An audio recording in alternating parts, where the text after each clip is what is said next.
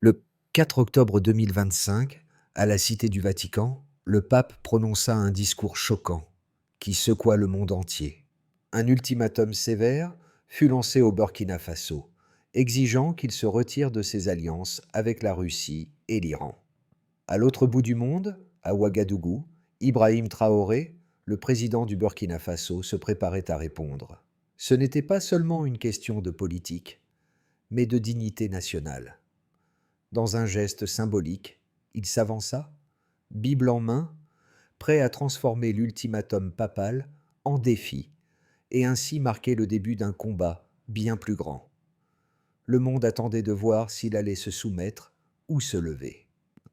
Le discours du pape, le 4 octobre 2025, avait choqué non seulement le Burkina Faso, mais l'ensemble du continent africain.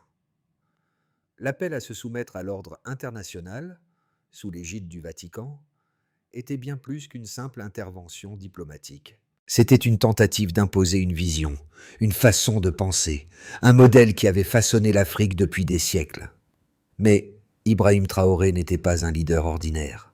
À l'ombre des églises et des voix extérieures, il savait qu'il portait sur ses épaules bien plus qu'une simple réponse politique. Son défi n'était pas seulement contre le Vatican, mais contre des siècles de domination. Le monde regardait, et son geste, quel qu'il soit, définirait le futur de son pays, mais aussi celui de l'Afrique.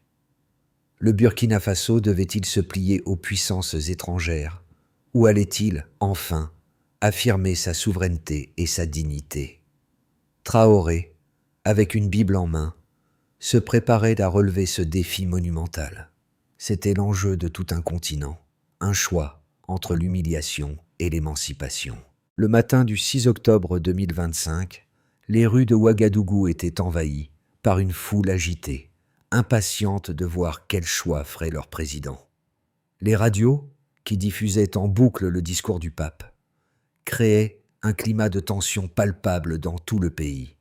Le message était clair. Le Burkina Faso doit se soumettre ou faire face aux conséquences. Mais dans les couloirs du pouvoir, Ibrahim Traoré ne semblait pas vaciller. Le jeune président, élevé dans une Afrique en quête de souveraineté, savait que ce moment marquerait un tournant non seulement pour son pays, mais pour toute la région. À l'intérieur du palais présidentiel, les conseillers se débattaient. Certains prenaient la prudence, d'autres conseillaient de céder pour éviter une crise diplomatique. Mais Traoré, fidèle à son esprit de soldat et de leader, savait que l'Afrique ne pourrait jamais s'émanciper si elle continuait à céder face à des pressions extérieures. Le Vatican avait cru que ce message briserait la résistance de son gouvernement, mais il ne savait pas à quel point cette petite nation pouvait être déterminée. À l'heure où le pape prononçait son ultimatum, les églises du Burkina Faso se préparaient à accueillir un acte de foi, mais aussi de défi. Le jeune président n'était pas simplement un chef d'État. Il incarnait la voix d'une Afrique qui, depuis trop longtemps, avait été réduite à l'obéissance sous des formes diverses. Colonisation, intervention extérieure, et maintenant, la pression politique du Vatican. Ce qui allait suivre ne serait pas seulement une réponse diplomatique. C'était le début d'une lutte pour la liberté de l'Afrique, un combat entre l'indépendance et la soumission.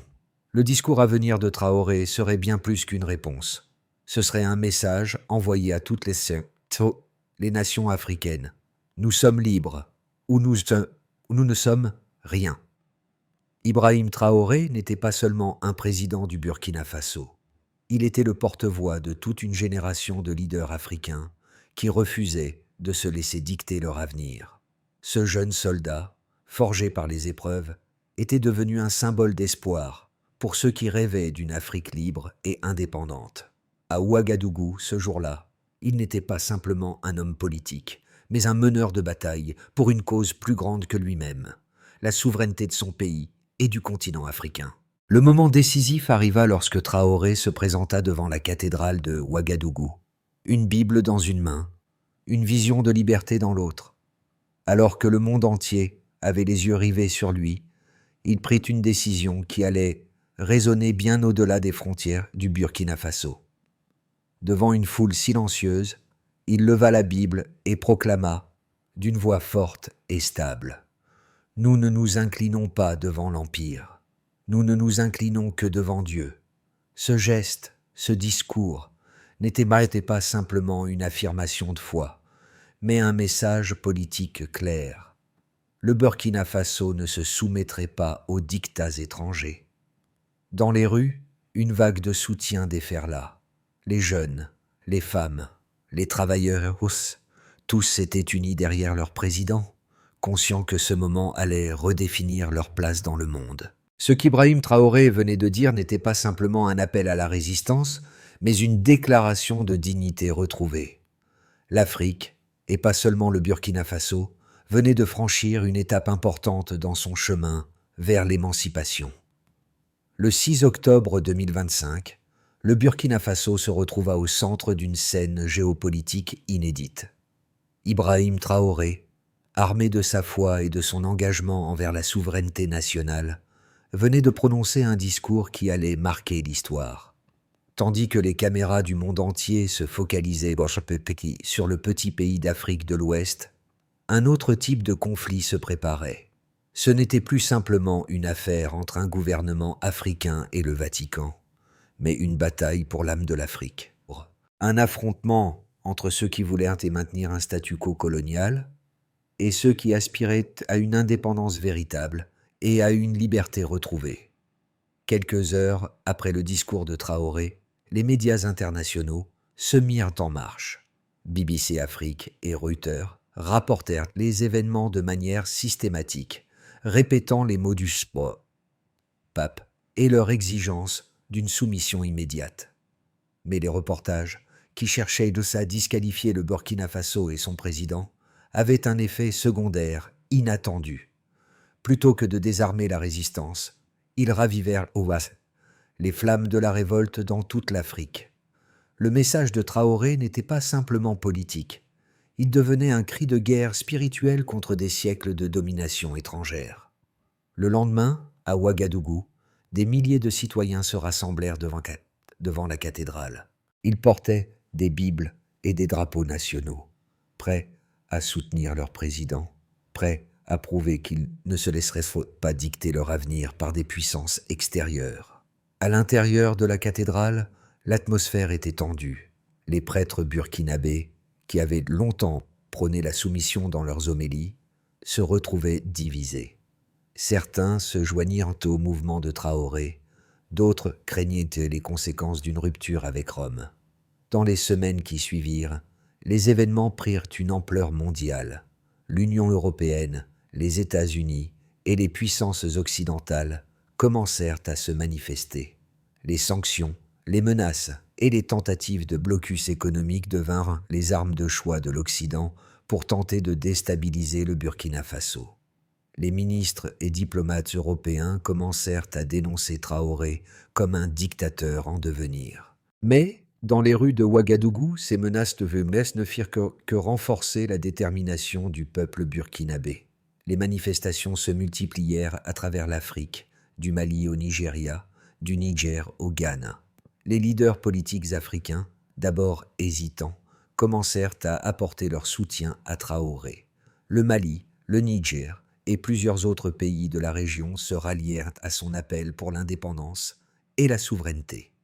Les gouvernements africains comprirent vite que l'attaque contre le Burkina Faso n'était pas seulement contre un seul président, mais contre tous ceux qui aspiraient à une Afrique libre. L'unité africaine, même fragile, s'était formée dans ce moment de crise, unissant les voix des nations jusqu'alors isolées dans leur lutte contre les pressions extérieures. L'ampleur du phénomène prit tout le monde de court. Ce qui avait commencé comme une réponse à un ultimatum papal s'était transformé en un mouvement mondial pour la souveraineté de l'Afrique. Les rues de Ouagadougou, autrefois empreintes de confusion, étaient désormais des lieux de rassemblement et de célébration. La colère initiale s'était transformée en un puissant élan de solidarité. La foule chantait des hymnes de libération, des slogans de dignité, portant en eux l'espoir d'un renouveau africain. Dans chaque chant, dans chaque prière, résonnait l'âme du continent tout entier. Mais ce n'était pas seulement la fin de la soumission à l'Empire occidental. C'était aussi le début d'une nouvelle ère pour le christianisme en Afrique. Traoré, avec son discours, avait retourné le message du Vatican contre lui. Il ne rejetait pas la foi chrétienne, mais insistait sur le fait que la foi ne devait pas être utilisée comme un outil d'asservissement. La religion, selon lui, ne devait pas être une arme de domination, mais un principe de liberté et de dignité. Ce message se répandit dans les églises et les mosquées d'Afrique, et bien au-delà, gagnant le cœur de ceux qui en avaient assez de se soumettre aux volontés d'un autre continent. À mesure que les jours passaient, l'impact des actions d'Ibrahim Traoré devenait de plus en plus mesurable. Les sanctions économiques imposées par les puissances occidentales avaient commencé à affecter l'économie burkinabé, mais l'effet était paradoxal. Bien que les prix des biens de consommation de base aient augmenté, la résistance populaire restait intacte. Les Burkinabés, et plus largement les Africains, voyaient dans cette pression une confirmation de la justesse de leur combat pour l'indépendance. Les données économiques, au départ alarmantes, commencèrent à prendre une nouvelle signification. D'abord, l'exportation de l'or, principal produit d'exportation du Burkina Faso, ne fut pas perturbée comme prévu. En réalité, le pays réussit à établir de nouveaux partenariats commerciaux avec des pays africains et même avec la Chine pour compenser la perte d'accès aux marchés européens. En octobre 2025, les exportations d'or avaient augmenté de 15% par rapport à l'année précédente, une statistique qui allait à l'encontre des prédictions des analystes économiques occidentaux. Les analystes avaient net averti que les sanctions économiques mettraient à genoux l'économie burkinabé. Mais les chiffres montraient que, loin d'être affaibli, le Burkina Faso parvenait à diversifier ses marchés et à renforcer ses relations avec ses voisins africains et d'autres partenaires non occidentaux. Le marché intérieur, bien que sous pression, n'a pas non plus vu de déclin aussi grave que prévu. En réalité, des initiatives locales ont vu le jour et de nombreuses entreprises burkinabées ont connu une croissance pendant cette période de tension. Par exemple, le secteur agricole, longtemps négligé, a bénéficié d'un soutien accru du gouvernement. Le Burkina Faso a investi dans des programmes de développement local, notamment dans l'agriculture durable et l'agro-industrie, qui ont permis d'améliorer la sécurité alimentaire et de réduire la dépendance vis-à-vis des importations. Les chiffres du tourisme, bien que modérés, ont aussi montré une résilience surprenante. En décembre 2025, le nombre de visiteurs étrangers au Burkina Faso avait augmenté de 12% par rapport à l'année précédente. Cela prouvait que, loin de nuire à l'image du pays, la détermination du gouvernement de défendre sa souveraineté avait au contraire attiré l'attention de ceux qui soutenaient l'idée d'une Afrique indépendante. De plus, plusieurs groupes de solidarité africaine ont organisé des événements en soutien au Burkina Faso, amplifiant ainsi la portée du mouvement au-delà des frontières. Il est également important de noter les développements diplomatiques sur le continent. Plusieurs pays africains, du Mali au Niger, du Togo à la Guinée, ont exprimé publiquement leur soutien à Ibrahim Traoré, certains allant même jusqu'à remettre en question leurs propres relations avec les pays européens. En janvier 2026, un sommet spécial de l'Union africaine a eu lieu à Addis Abeba, où plusieurs dirigeants africains ont exprimé leur solidarité avec le Burkina Faso et ont souligné la nécessité de renforcer les liens intra-africains. Cette conférence a abouti à la formation d'un nouveau pacte commercial intra-africain visant à réduire la dépendance du continent vis-à-vis des puissances occidentales et à promouvoir un modèle de coopération régionale. Les données sur la pression populaire étaient également frappantes. Les sondages réalisés en novembre 2025, menés par plusieurs organismes de recherche africains, ont révélé que 78% des Africains soutenaient les actions de Traoré, estimant qu'elles étaient essentielles pour affirmer la dignité et l'indépendance du continent. Ces sondages ont également montré une croissance de 20% de la participation aux manifestations et rassemblements en soutien au Burkina Faso, signe que l'élan de résistance avait pris une ampleur continentale. Ainsi, à travers des chiffres concrets, La résistance du Burkina Faso et d'Ibrahim Traoré s'est révélée plus forte qu'attendue. Ce n'était pas seulement un acte de défi face au Vatican et aux puissances occidentales, mais une transformation tangible des dynamiques économiques et diplomatiques du pays et de l'Afrique dans son ensemble. La situation autour du Burkina Faso et de son défi à l'autorité du Vatican ne pouvait être interprétée de manière univoque. Alors que de nombreux Africains considéraient Ibrahim Traoré comme un Ntoto, un héros de la souveraineté, certains observateurs, tant en Afrique qu'à l'étranger, voyaient ses actions sous un angle beaucoup plus critique. Il est essentiel de comprendre les deux côtés du débat pour saisir pleinement l'enjeu de ce moment historique. D'un côté, les partisans de Traoré soulignaient son courage et sa capacité à défendre l'indépendance de son pays face à des pressions internationales écrasantes. Ils voyaient en lui un leader capable de remettre en question un ordre mondial qui, depuis des siècles, avait réduit l'Afrique à un rôle subordonné. La déclaration de Traoré n'était pas seulement une réponse à un ultimatum religieux, mais une revendication de l'Afrique en tant qu'acteur souverain sur la scène mondiale. Il incarnait l'espoir d'une génération fatiguée de la domination étrangère et de la dépendance économique. Pour ses partisans Souchipa, son geste était un acte de libération, non seulement pour le Burkina Faso, mais pour toute l'Afrique. Cependant, un autre point de vue faisait valoir que les actions de Traoré risquaient d'entraver les relations internationales du Burkina Faso et de l'Afrique dans son ensemble. La critique principale venait des analystes et des diplomates qui mettaient en avant les risques économiques et géopolitiques de l'attitude de Traoré.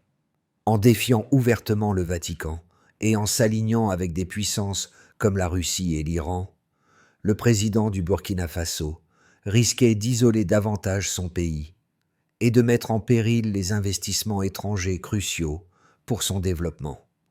En outre, certains craignaient que ce geste, aussi symbolique qu'il fût, ne déclenche une spirale de sanctions internationales qui affecterait directement les populations les plus vulnérables du pays. D'autres encore soulevaient des questions plus philosophiques. La foi, disait-il, ne devait pas être instrumentalisée à des fins politiques. La position du Vatican, aussi intransigeante qu'elle fût, se justifiait par la volonté de préserver une vision mondiale unifiée, où les principes religieux et politiques étaient intrinsèquement liés. Ces voix rappelaient que l'Afrique, en cherchant à s'affirmer, ne devait pas perdre de vue l'importance de l'unité mondiale et des échanges diplomatiques y basés sur des principes communs. Le défi lancé par Traoré risquait, selon certains, d'instrumentaliser une question de foi pour des raisons géopolitiques, et cela pouvait potentiellement nuire à l'image du Burkina Faso et à son avenir sur la scène internationale. Les semaines suivant le discours de Traoré à la cathédrale de Ouagadougou ont révélé une vérité inattendue. Loin de s'affaiblir, la position du Burkina Faso s'était renforcée. Non seulement le pays avait résisté aux pressions internationales, mais il avait aussi réussi à attirer un soutien croissant de la part des nations africaines et des populations de tout le continent. Ce soutien n'était pas simplement une question de solidarité politique, mais de croyance partagée en une Afrique qui, enfin, décidait de sa propre destinée. Ce moment marqua un tournant. Alors que le Vatican, soutenu par les puissances occidentales, persistait dans sa pression, les répercussions de l'attitude de Traoré commençaient à se faire sentir bien au-delà des frontières du Burkina Faso. À travers toute l'Afrique, un réveil spirituel et politique avait commencé. Les nations, autrefois divisées, se rassemblaient autour de cette idée d'une Afrique libre de toute influence extérieure. Et les manifestations en soutien au Burkina Faso prenaient de l'ampleur chaque jour. L'Afrique ne regardait plus Traoré comme un simple président, mais comme un symbole de résistance et d'autonomie. Ce qui semblait d'abord être un acte isolé s'était transformé en un mouvement mondial, celui d'une Afrique en pleine réinvention de son identité. Les conséquences des actions d'Ibrahim Traoré ne tardèrent pas à se manifester sur plusieurs fronts, tant au Burkina Faso qu'à l'échelle régionale et mondiale. À l'intérieur du pays, la réponse populaire à sa défiance contre le Vatican et les puissances occidentales fut immédiate et saisissante. Au départ perçus comme des gestes isolés, ces actes étaient désormais compris comme le signal d'une véritable révolte contre des siècles de domination impérialiste. Les manifestations se multiplièrent dans les rues de Ouagadougou, mais aussi dans d'autres grandes villes du pays. Les Burkinabés, fiers de leur souveraineté retrouvée, se sentaient investis d'une mission plus grande que celle de leur seul pays. Leurs revendications, en parfaite harmonie avec celles exprimées par leur président, prenaient racine dans une volonté collective de restaurer l'indépendance du continent. À l'échelle africaine, les répercussions furent également importantes. Les gouvernements de plusieurs pays du Sahel, et même au-delà, apportèrent leur soutien au Burkina Faso. Le Mali, le Niger et la Guinée exprimèrent publiquement leur solidarité avec le président Traoré. Ce soutien diplomatique avait une portée bien plus grande qu'un simple alignement politique. Il marquait un tournant dans la manière dont les pays africains se percevaient eux-mêmes dans le monde. L'Afrique, autrefois fragmentée par les intérêts étrangers, semblait trouver une voie vers une plus grande unité régionale. La création d'un pacte d'assiette économique entre ces nations africaines n'était plus un rêve lointain, mais un projet tangible. Le 12 octobre 2025, un sommet extraordinaire de l'Union africaine eut lieu à Addis Abeba.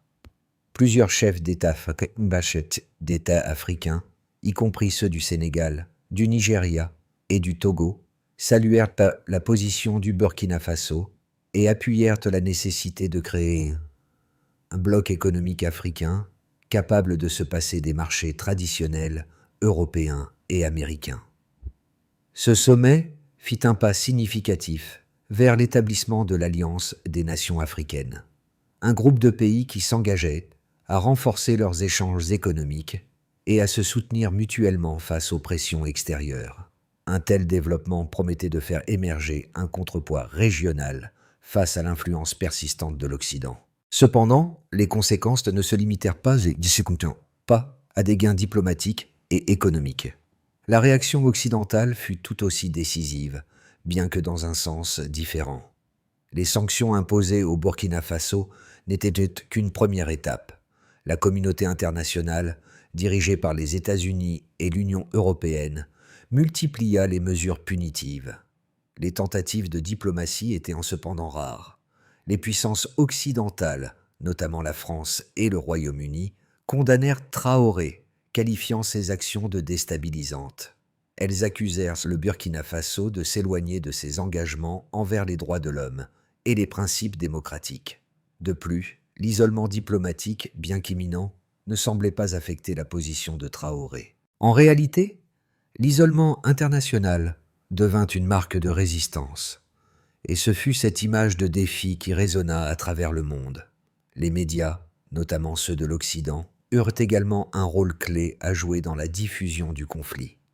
Les images de Traoré tenant sa Bible, affirmant que sa foi ne serait jamais utilisée comme une arme pour la servir, circulèrent largement. Cela provoqua une prise de conscience sur la manière dont la religion pouvait être exploitée à des fins politiques. Dans les salons de discussion à Paris, Londres et Bruxelles, une question importante fut posée. Et si l'Afrique décidait de prendre son destin en main, même au prix de tensions avec les puissances historiques?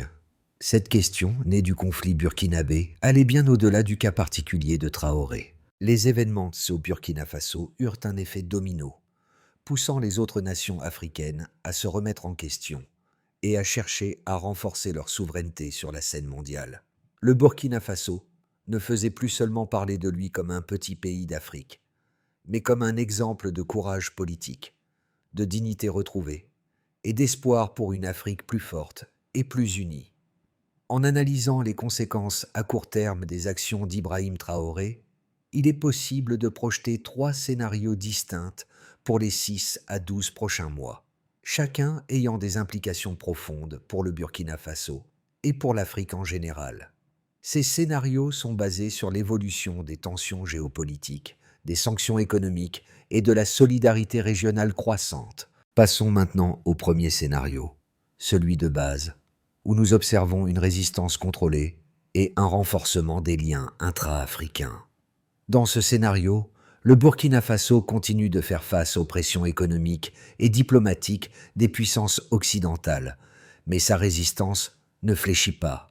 Le pays parvient à maintenir une certaine stabilité intérieure grâce au soutien de ses voisins africains comme le Mali, le Niger et le Sénégal, qui fournissent une assistance économique et politique. Le Burkina Faso exploite également de nouvelles alliances avec des pays non occidentaux, notamment la Chine et la Russie. L'Union africaine renforce ses initiatives pour soutenir l'intégration économique régionale, avec des projets communs dans les secteurs de l'agriculture, de l'industrie et des infrastructures. En conséquence, le Burkina Faso pourrait réussir à se diversifier économiquement, réduisant ainsi son isolement tout en renforçant son image comme un leader de la souveraineté africaine.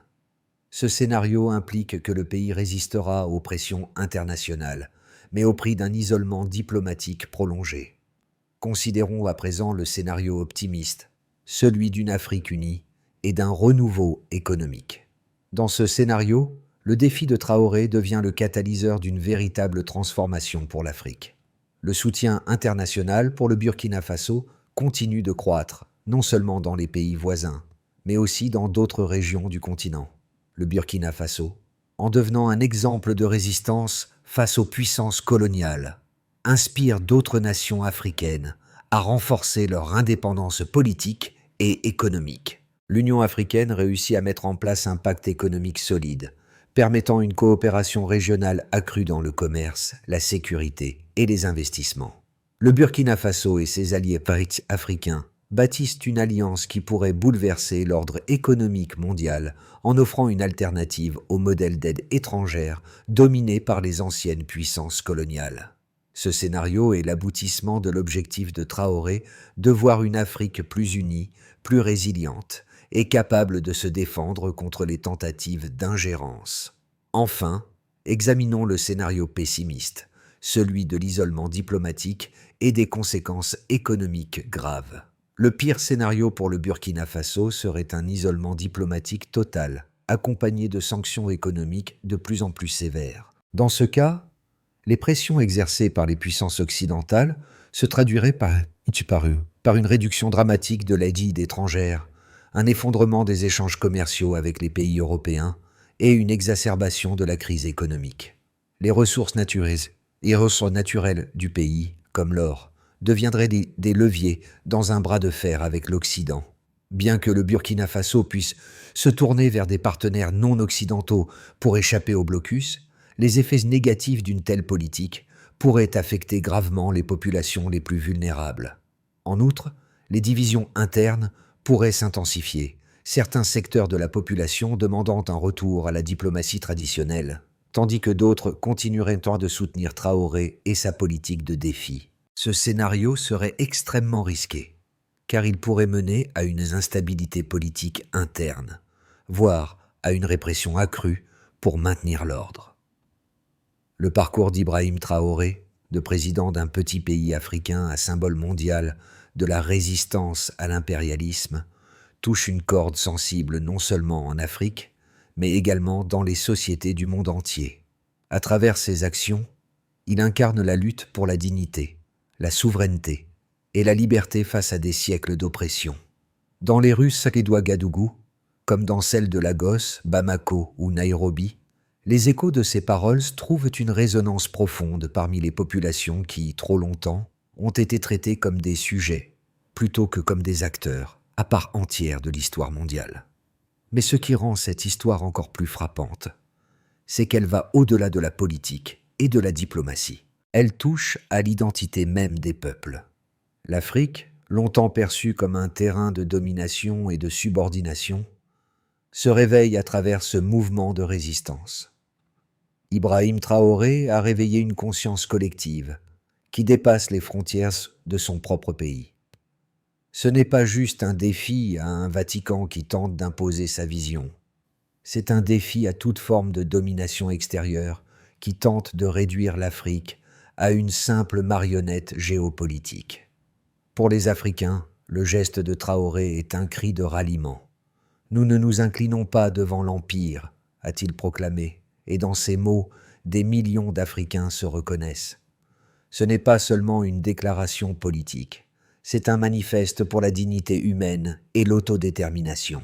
Traoré, avec sa Bible levée, devient un héros non seulement de son peuple, mais de toute une génération qui aspire à un avenir où l'Afrique tient sa place dans le concert des nations. Pour eux, ce combat n'est pas terminé, il est encore en marche.